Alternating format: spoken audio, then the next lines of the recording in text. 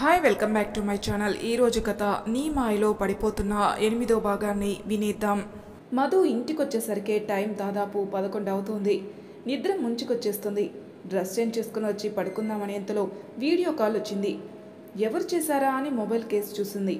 ముంబై నుంచి కాల్. మాట్లాడే ఓపిక లేదు తనకి. కట్ చేసేసింది. మళ్ళీ వీడియో కాల్ రిక్వెస్ట్. మళ్ళీ కట్ చేసింది.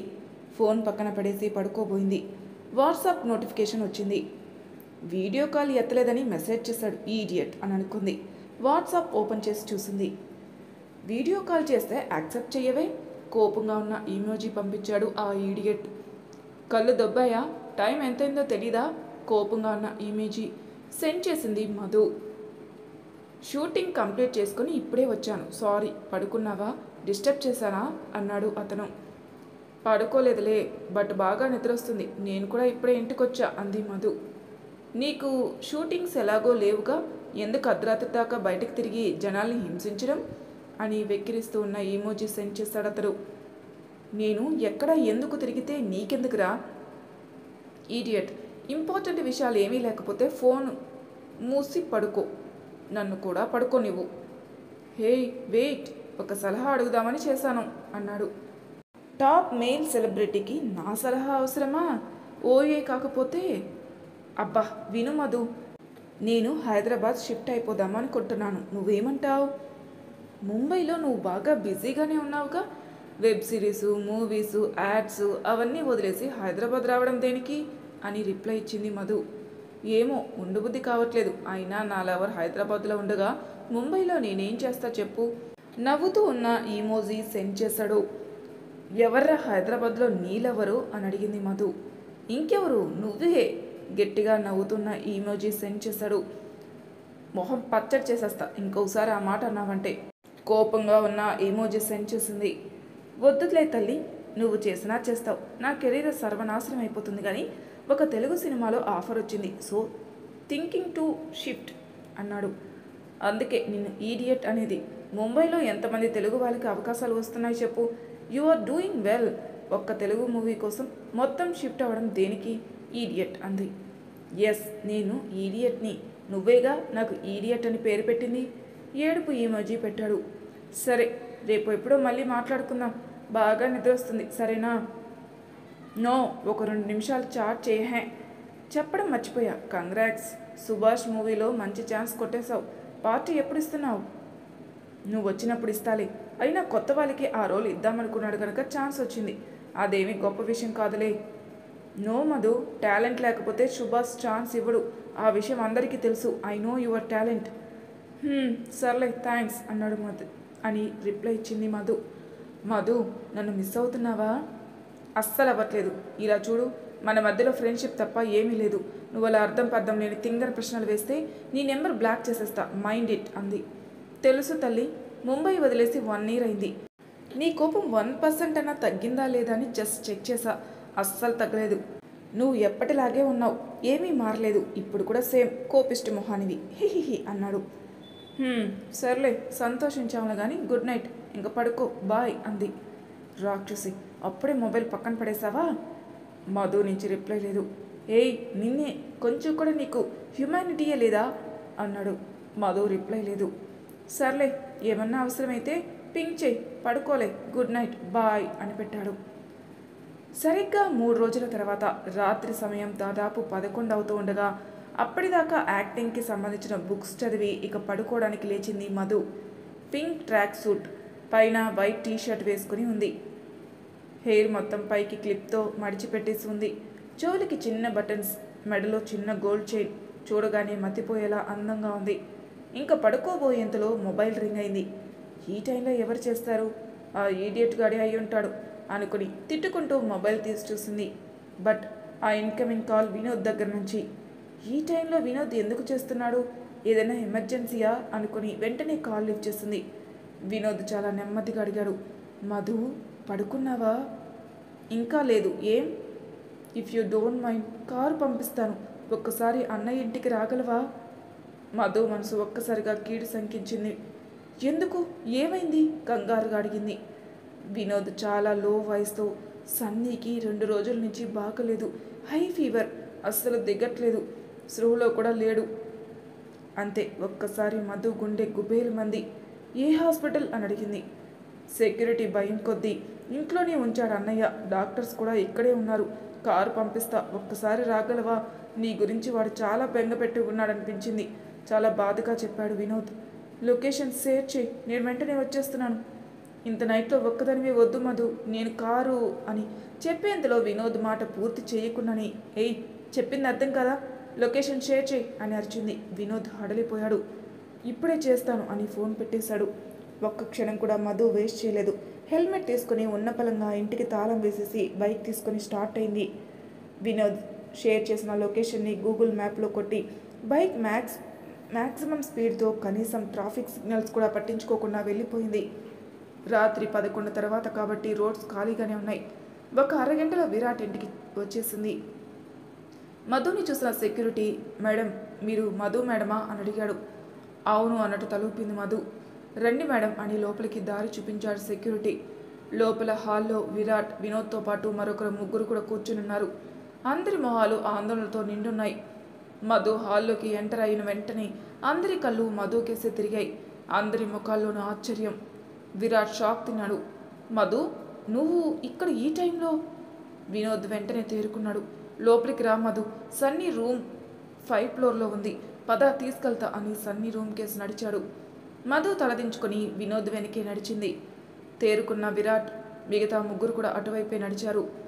రూమ్లోకి ఎంటర్ అయిన వెంటనే సన్నీని చూసేసరికి మధు కళ్ళలో నీళ్లు తిరిగాయి. ఆ పెద్ద మంచం మీద సన్నీ పడుకొనున్నాడు. ఫేస్ చాలా పేల్గా ఉంది. నుదుటి మీద చెయ్యి పెట్టి చూసింది. ఒళ్ళు కాలిపోతుంది. వాడి బుజ్జి చెయ్యికి ఐవీ నీడిల్ గుచ్చి ఉంది. సన్నీ, మధు ఆంటీ వచ్చింది చూడు, మధు మృదువుగా చెప్పింది సన్నీ తల మీద చెయ్యి వేసి. సన్నీ లేవలేదు. వినోద్ కూడా పిలిచాడు.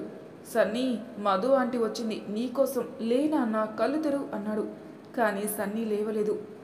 ఏమైంది? మొన్న బాగానే ఉన్నాడుగా, సడన్గా ఇంత ఫీవర్ ఎందుకు వచ్చింది? షాక్తో అడిగింది మధు. వినోద్ కోపంగా ఒకసారి విరాట్ కేసు చూసి మధుతో, నీ నుంచి మెసేజ్ వస్తుందని ఎదురు చూశాడు, నువ్వు పంపలేదు. నిన్ను కలవాలని గొడవ చేశాడు. అన్నయ్య నిన్ను డిస్టర్బ్ చేయొద్దని అల్టిమేటం జారీ చేశాడు. సన్నీ కూడా మొండివాడు కదా, తినడం మానేశాడు, ఇల్లు పీకి పందిరి వేశాడు, అన్నీ పగలగొట్టాడు. అయినా వాళ్ళ డాడీ ఒప్పుకోలేదు. చివరికి ఇలా జ్వరం తెచ్చుకున్నాడు అన్నాడు బాధగా వినోద్. వాట్, ఇదంతా నా కోసమా? ఆశ్చర్యంగా అడిగింది. వినోద్ మాటలు పట్టించుకోకు మధు, వాడు అలాగే అంటాడు. అనవసరంగా ఇంత రిస్క్ తీసుకుని మిడ్నైట్ టైంలో వచ్చావు. It is not at all safe. నువ్వు ఇంటికి వెళ్ళిపో, డ్రైవర్ నిన్ను మీ ఇంట్లో దింపేస్తాడు. సరైన నిద్ర లేకపోతే హెల్త్ పాడవుతుంది, వెళ్ళి పడుకో అన్నాడు. వెళ్తాలేండి విరాట్, సన్నీకి తగ్గాక వెళ్తాను అంది. ఇంతలో డాక్టర్స్ వచ్చి అయిపోయినవి ఐవి తీసేశాడు. వెంటనే మధు సన్నీని బలవంతంగా ఎత్తుకొని భుజం మీద వేసుకుంది. అక్కడే ఉన్న గిరికి మధు బలవంతంగా సన్నీని భుజం మీద వేసుకోవడం నచ్చలేదు. మేడం, బాబుకు అస్సలు బాగోలేదు, అలా ఎత్తుకోకండి, బాబుని పడుకోనివ్వండి అన్నాడు. వెంటనే సైకియాట్రిస్ట్ మోహన్, పర్వాలేదు గిరి, అవన్నీ చూస్తే కొంచెం రిలాక్స్ అవుతాడేమో చూద్దాం అన్నాడు.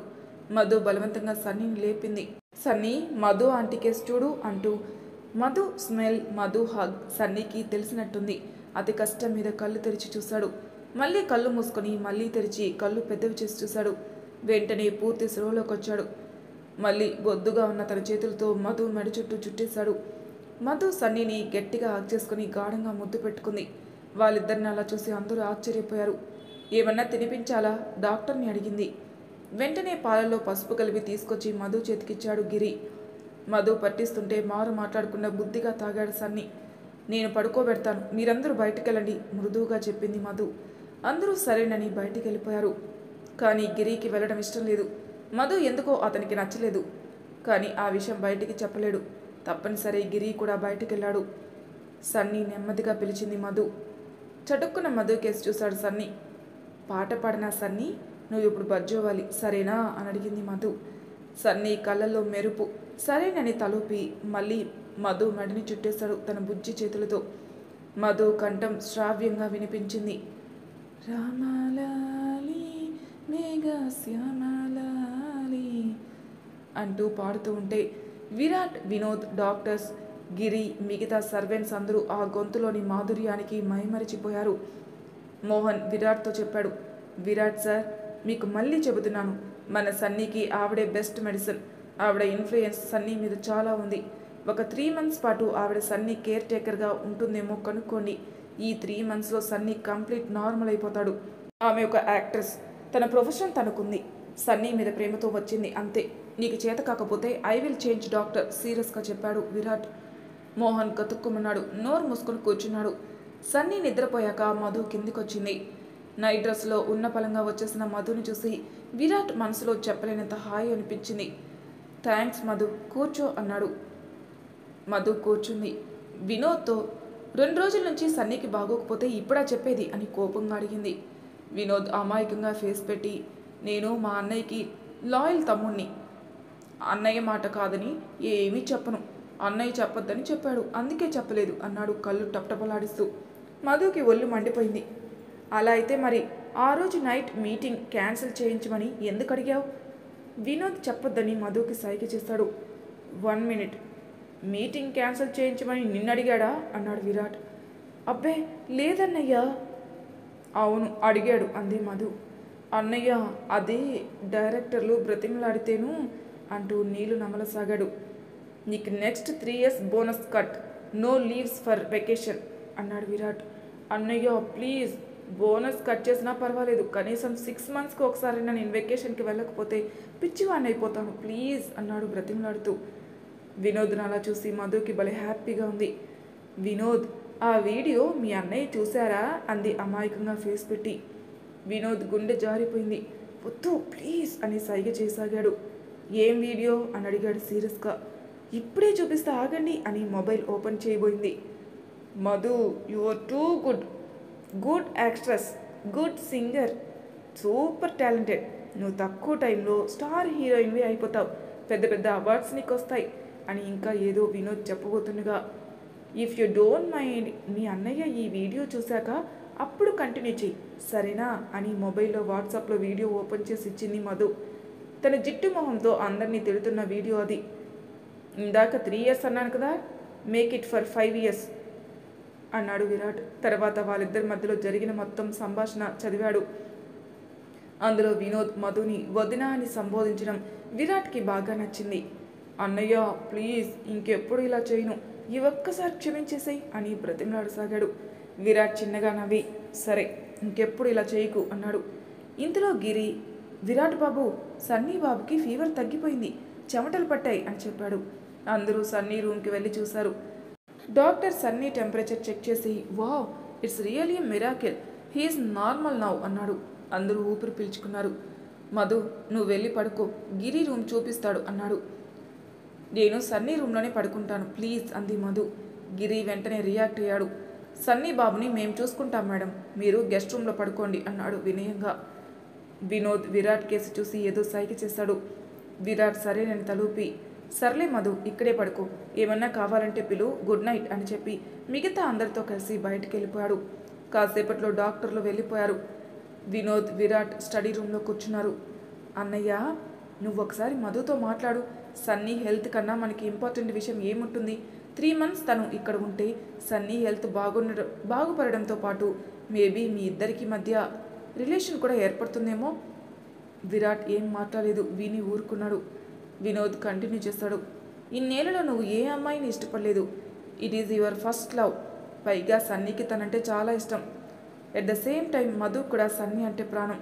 లేకపోతే రాత్రి 11:30కి ఉన్న పలంగా డ్రెస్ కూడా మార్చుకోకుండా వచ్చేసేది కాదు. సన్నీ మీద తనకున్న ప్రేమ అడ్డు పెట్టుకుని మధుకి దగ్గరవ్వమని చెప్పట్లేదన్నయ్య.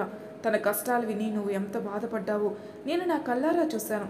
తనని పెళ్లి చేసుకొని తనకి మంచి లైఫ్ ఇవ్వు, మీ ఇద్దరు మంచి కపుల్ అవుతారు. సన్నీతో కలిసి you 3 form a nice family. ఆలోచించన్నయ్య ప్లీజ్. బట్ తను ఎవరినో ప్రేమించింది కదా అన్నాడు విరాట్. అది ప్రేమో కాదా అని తనకే క్లారిటీ లేదని చెప్పింది, అంతేకాని తను ఎవరిని ప్రేమిస్తున్నానని చెప్పలేదు. తను రియలైజ్ అయ్యేలోపు make her fall in love with you అన్నాడు వినోద్. మధుకి మెలక వచ్చేసరికి దాదాపు 8 అయింది. కళ్ళు నలుపుకొని పక్కకు చూసింది, కానీ పక్కన సన్నీ లేడు. ఓ అప్పుడే సన్నీ నిద్ర లేచేస్తాడా అనుకుని టైం చూసింది, అంతే. గుండె ఆగినంత పనైంది. 8 దాకా పడుకున్నానా, అది కూడా విరాట్ గారి ఇంట్లో అనుకుంది. చాలా సిగ్గుగా అనిపించింది మధుకి. ఒక 10 minutesలో గబగబా కిందికి వచ్చింది. మధు మెట్లు దిగుతుండగానే చూసి సన్నీ పరిగెత్తుకొచ్చేశాడు. వాడి ముఖం వెలిగిపోతుంది. చాలా ఫ్రెష్గా, అమాయకంగా, స్వచ్ఛంగా నవ్వుతున్నాడు. ఆ అమాయకమైన నవ్వు చూసి మధు ఆగలేకపోయింది. వెంటనే వాడిని ఎత్తేసుకుని బుగ్గ మీద గట్టిగా ముద్దు పెట్టి గుడ్ మార్నింగ్ సన్నీ అని చెప్పింది. విరాట్ కూడా గుడ్ మార్నింగ్ మధు, కూర్చో అన్నాడు సోఫా చూపిస్తూ. మధు కూడా అంటూ సన్నీకి మొత్తం తగ్గిపోయినట్టేనా అని అడిగింది సోఫాలో కూర్చుంటూ. అవును Madhu, it's purely because of you, నువ్వు వచ్చావు కాబట్టే, థ్యాంక్స్ అలాట్ అన్నాడు విరాట్. మధు పర్వాలేదన్నట్టు నవ్వి నేను బయలుదేరుతా విరాట్ గారు, ఇప్పటికే లేట్ అయింది అంది. ఇందులో గిరి కాఫీ ఇచ్చాడు. విరాట్ మధుని కాఫీ తీసుకునేసరికి తీసుకుంది. మధు, ఈరోజు యుద్ధం మూవీ ఓపెనింగ్ సెరమనీ ఉంది, నువ్వు వెళ్ళాలి కదా అన్నాడు. మధు షాక్ తింది. వాట్, నాకెవరు చెప్పలేదే అంది కన్ఫ్యూజన్గా.